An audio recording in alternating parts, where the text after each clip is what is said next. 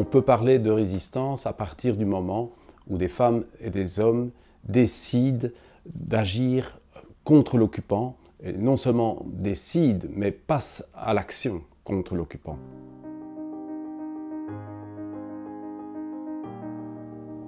Ces hommes et ces femmes sont issus de milieux très divers, depuis, je dirais, l'extrême droite jusqu'à l'extrême gauche, de tous les milieux, de nobles jusqu'à des ouvriers, des paysans, mais évidemment dans des proportions relativement différentes.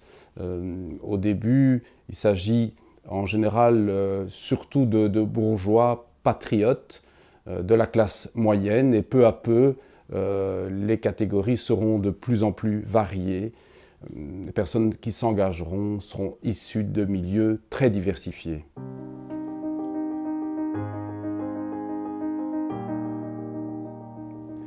Des formes également très diversifiées.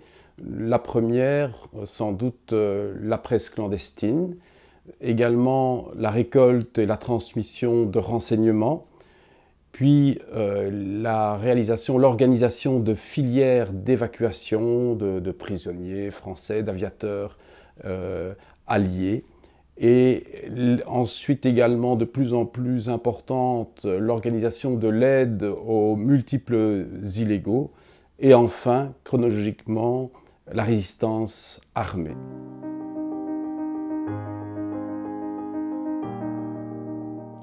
Elle se développe dans l'ensemble du pays, mais elle est plus importante, plus précoce et plus massive à Bruxelles et en Wallonie qu'en Flandre.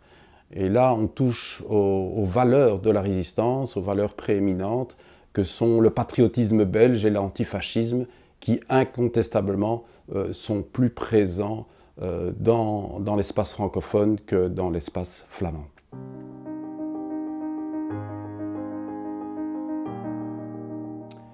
Il y a également une résistance dans les campagnes, mais sur le plan chronologique, la résistance commence incontestablement en ville, dans les grandes villes, essentiellement Bruxelles, Liège et Anvers dans une certaine mesure. Elle se répand assez rapidement dans les bassins industriels, à partir surtout de l'été 1941, de l'invasion de l'Union soviétique par l'Allemagne qui entraîne les communistes dans la lutte.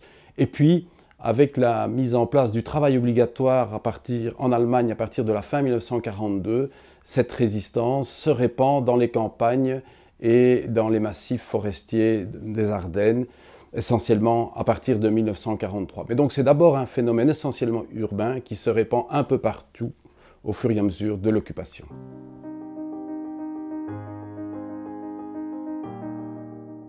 Il y a les chiffres officiels qui tournent autour de 180 000 personnes, et puis il y a la réalité du terrain. Parmi ces 180 000 personnes reconnues officiellement, il y en a un certain nombre qui n'ont pas été très actifs, qui ont même été très peu actifs dans la résistance. Il y a par contre d'autres personnes qui ne se sont jamais fait reconnaître résistants. Le tout bien réfléchi. Moi, j'estimerais, mais ce n'est qu'une estimation, ce nombre à entre 100 000 et 150 000 personnes réellement actives sous l'occupation contre l'occupant.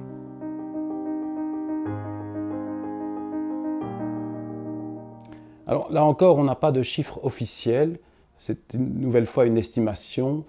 Ce chiffre doit tourner autour de 40 000 personnes victimes de la répression, c'est-à-dire arrêtées et qui ont subi cette désincarcération, ou pire, ont été tuées. Justement, à propos du nombre de morts, là, les statistiques sont tout de même un peu plus précises. On tourne autour de 15 000 personnes décédées des suites de la répression allemande liées à leur action dans la résistance.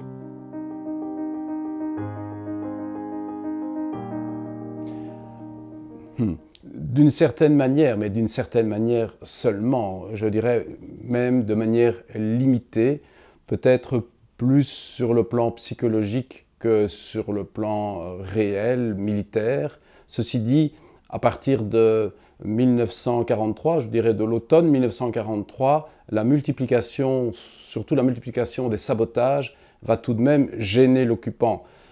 Ceci dit, ces sabotages, les attentats, les actions violentes n'aurait jamais empêché les Allemands d'être battus. Il va de soi que cette aide a été secondaire par rapport à l'immense effort des Alliés pour reconquérir nos territoires.